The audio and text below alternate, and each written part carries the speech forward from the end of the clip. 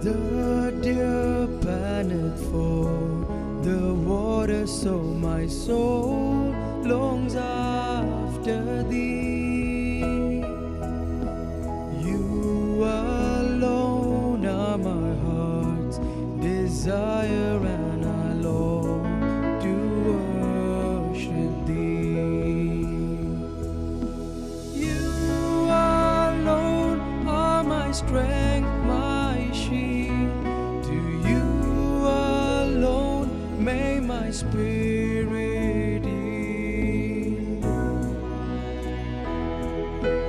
You alone are my heart's desire, and I long to worship thee.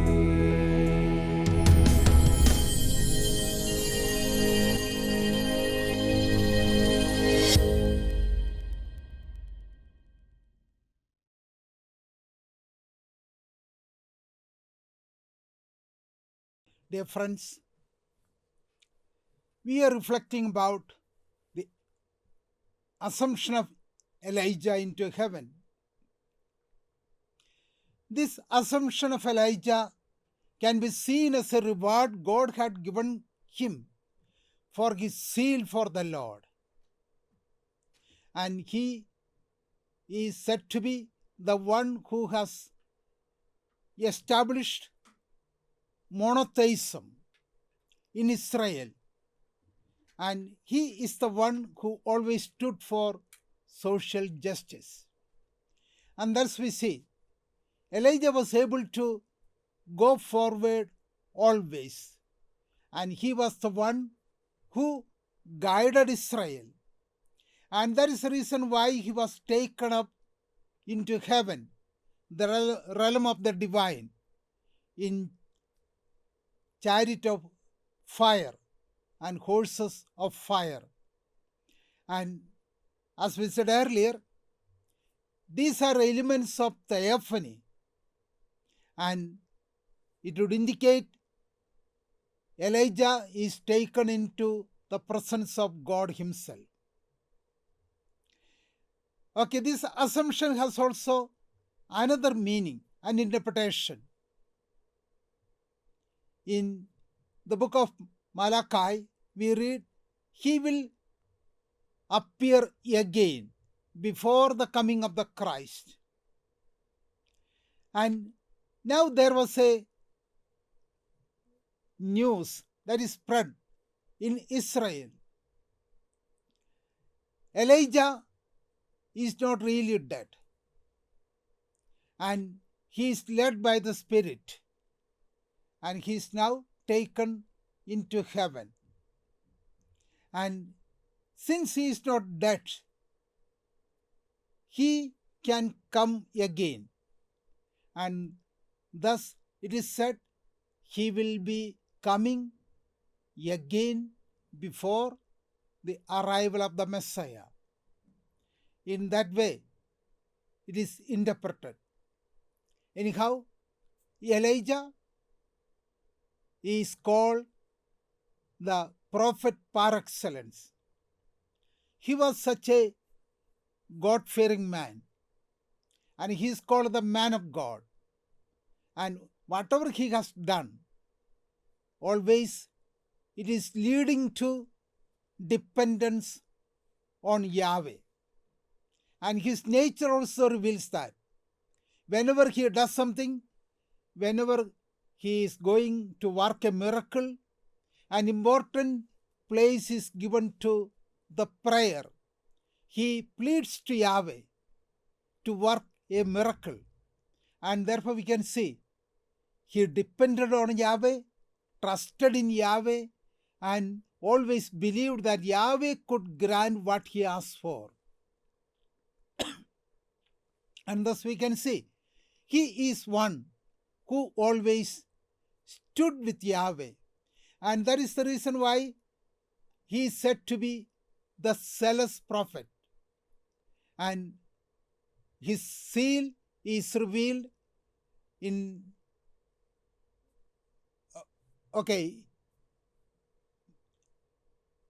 Mount Horeb, where he was hiding. And there, when Yahweh asked him, "What are you doing here?" he said, "I am filled with the zeal for you. All others have gone after Baal. Only I am left. And now they want to kill me." Therefore we see Elijah was so zealous for the name of God, for his God, and for the people of Israel. And therefore it is befitting for him that he is rewarded with such a great glory. He is taken into the realm of the divine. Okay, now let us concentrate on the remaining factors mentioned in the chapter. The mantle that fell down from Elijah was taken by his disciple Elisha. And we have already seen Elisha asked for the double share of Elijah's power or spirit. And now he took up the mantle, rolled it up, and went to River Jordan. He wanted to cross River Jordan. And now what does he do? He struck on the water as if with a staff. The mantle was rolled up and it would look like a staff, we know. And what did he pray at that time? He was shouting, "Where is the God of Elijah?" He was not actually praying to the Lord, that is what we will see. But he shouted, "Where is the God of Elijah?" And the water was divided and he went through. And therefore we see the mantle, it works a miracle.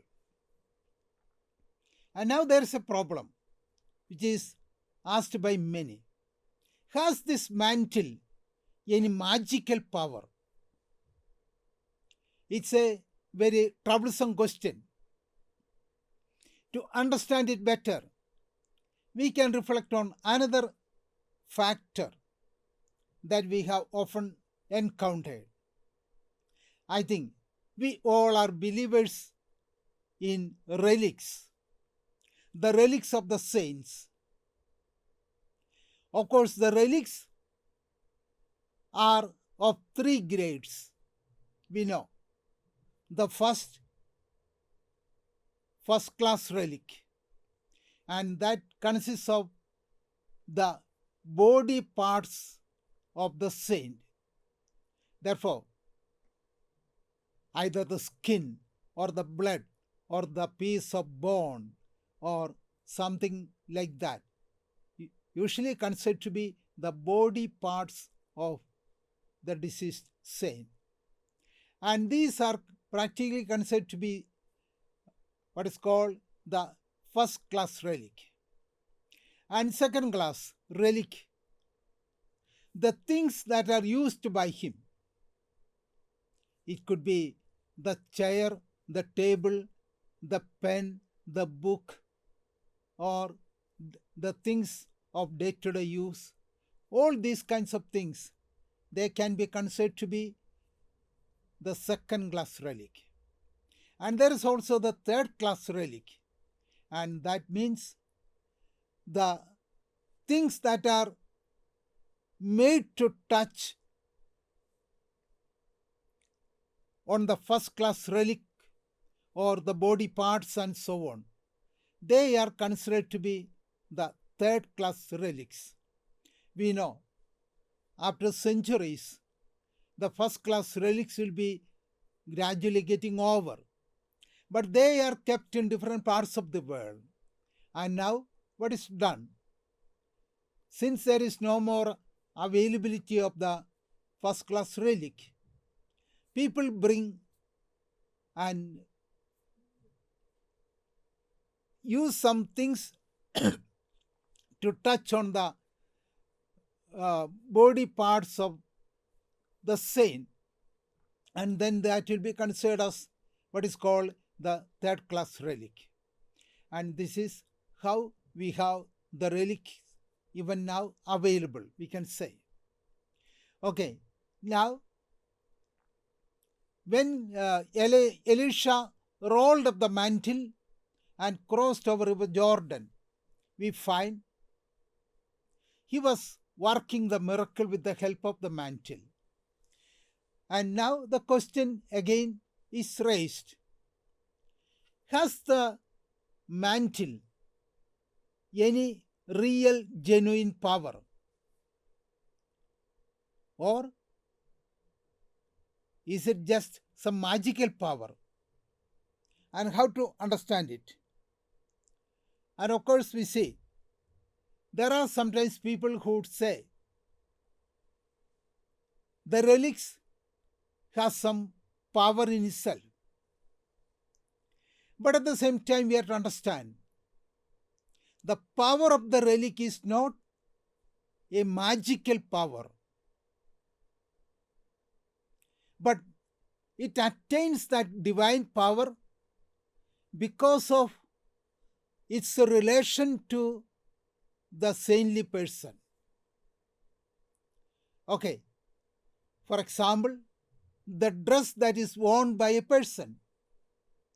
If one is a saintly one, that dress also inherits the divine power in him or in her. And hence, the dress receives what is called the healing power.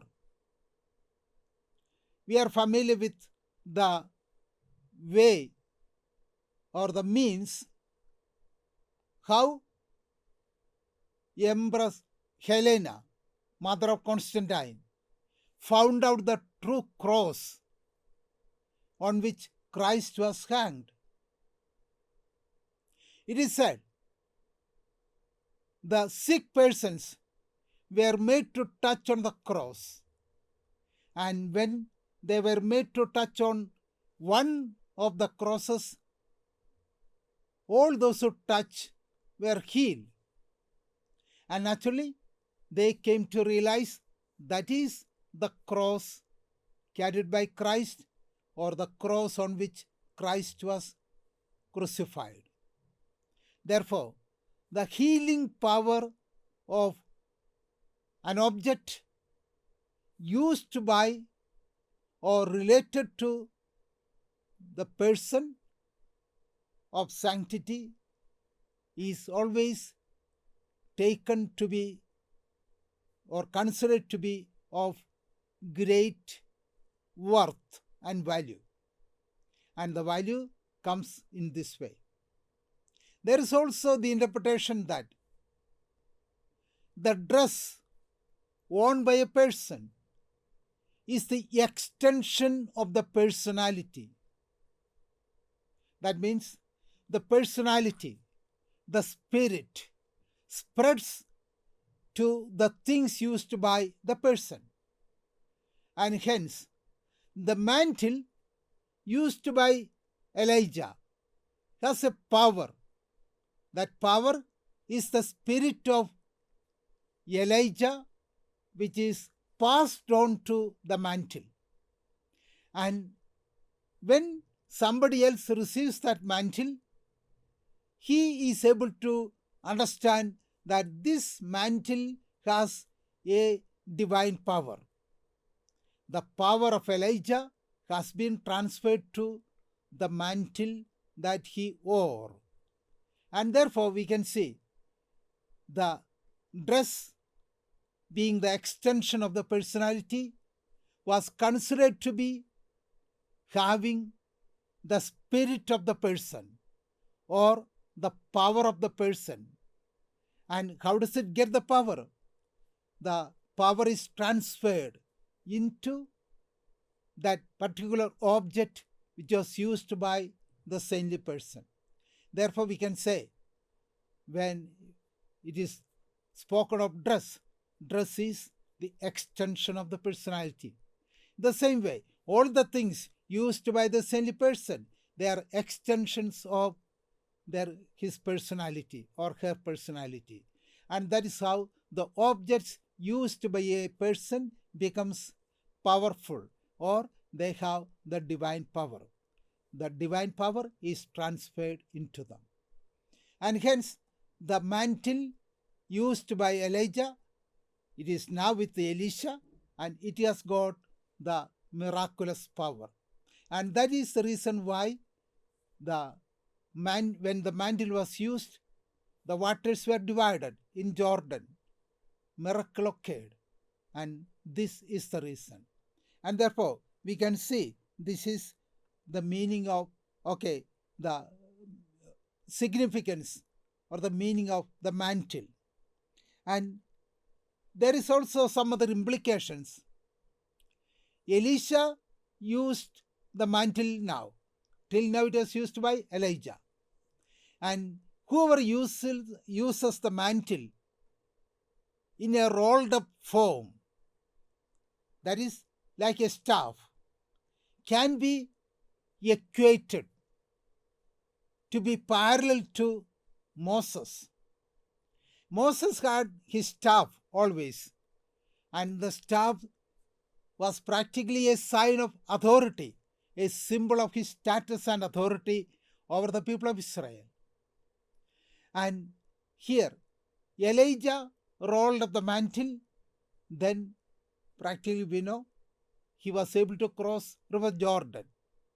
And his use of the mantle made him similar to Moses. He is a prophet like Moses. And now we see Elisha is using the mantle. And the mantle in his hand is like a staff, like the staff of Moses. And this mantle works the miracle here. And then what is implication? Elisha also is parallel to Moses. And hence we can say, by the use of the mantle which is rolled up like a staff, Elisha also comes to be regarded as a powerful prophet like Moses. And that is implication. Therefore, both Elijah and Elisha are prophets parallel to Moses. And that is one of the meanings of this episode. And we can say the use of the mantle by Elisha shows that the power is being passed over to Elisha also, because he gets the mantle of Elijah. When he uses the mantle, he is able to work miracle. And how? The spirit, the power of Elijah has passed on to Elisha also. And therefore now he is able to work miracles because of that. Thus we can say, through the mantle, the power also is handed over to the person of Elisha, or the spirit, the divine power is passed on to Elisha. Okay, and Elijah's mantle is given to Elisha. What does it signify? It conveys another ulterior meaning, and that is, Elisha is the disciple of Elijah. And that is why the mantle is handed over. Till now, Elijah was using it, and now Elisha gets it. And hence, we can say, the power of Elisha is passed on to, the power of Elijah is passed on to Elisha through the mantle. And we can also see that this is a sign of the legitimation of Elisha as the disciple of Elijah. Because we know Elisha was selected by Elijah, but God's power has not been given to him till now. In the cases where it is said, so and so was elected a prophet or a king, we read also the statement, the power of God came upon him in power, or he was filled with the Spirit. the Spirit of the Lord came upon him. The Spirit of God guided him. All these statements would mean just one thing or one and the same thing. The power is transferred to the person. And hence we can say, through the use of the mantle, the divine power is transferred to the person of Elisha. And he is now the authentic disciple of Elijah. And hence the mantle or the handing over the mantle would refer to the legitimation of Elisha, or Elisha can be said to be the legal successor of Elijah. In that way we can understand it. And the relics, as we said, like the mantle, they do not have a magical power, but they receive the power from the person who used them. And it is what we are to understand by the use of mantle and so on. And therefore we can see the power of the relic or the power of the mantle is ultimately the power of the saintly person. It is being transferred to the things used by him. Therefore, in this way, we can understand the importance of the mantle and also the relics or importance of the relics in the life of followers of Christ, we can see. Okay, therefore, these are the important things that we can find in chapter 2. And there is also another story. When the disciples of Elijah and Elisha were seeing all this. And when at last Elisha only appeared, Elijah was not seen with Elisha. And then his disciples said, "We have very strong men with our group." Okay, probably that Elijah might have been carried by the Spirit of God and put him in some different places or faraway places or on the top of hills and so on. Elisha said, "No need of going after Elijah." But the disciples continuously asked him, "We shall go and inquire, and within 3 days we can find him wherever he is." And finally, Elisha gave them permission.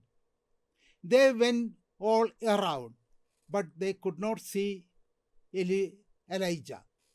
And they came back. And now he was waiting at Jericho, Elisha. And when the disciples came back, he asked them, "Had I not said that you need not go in search of Elijah? But you did not hear. But now you have understood." And therefore we say Elijah is taken into heaven, the realm of the divine. And that is the importance of this story. Okay, now we go to the Elisha cycle. And here we can see there are various episodes appearing from chapter 2 to chapter 6.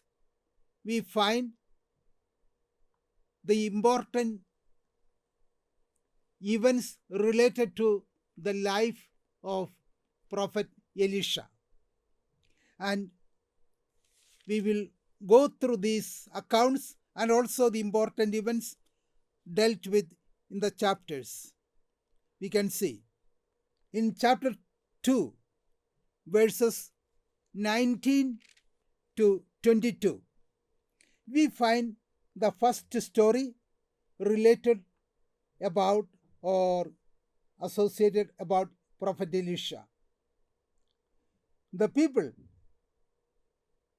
of Jericho came to him and said, "This city is in a good location and it is a good place to live in. But the problem is that the water available is not good. It is bad water and we cannot drink it. And the land is unfruitful because of this water." And now Elisha asked, "Okay, bring me a new bowl with salt in it."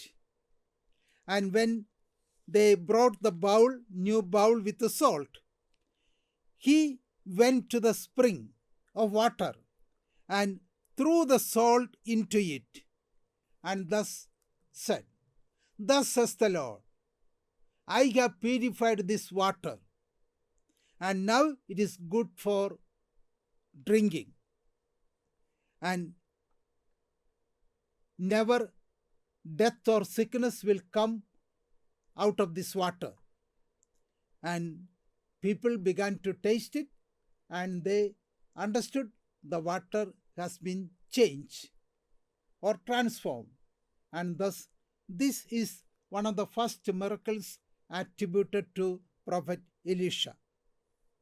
And there is a second miracle attributed to him, and we read about it in chapter 2, verses 23 to 25. And the story goes like this. Elisha was a bald-headed man, and he did not like to be called a bald-headed one.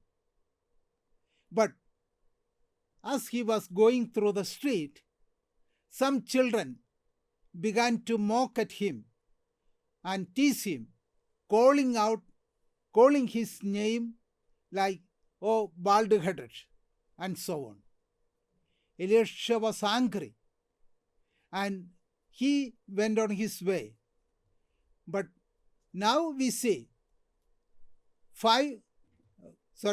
when the children were playing in the street and so on, 2 she-bears came out of the forest, and then they tore or mauled these children into pieces, about 42 of them.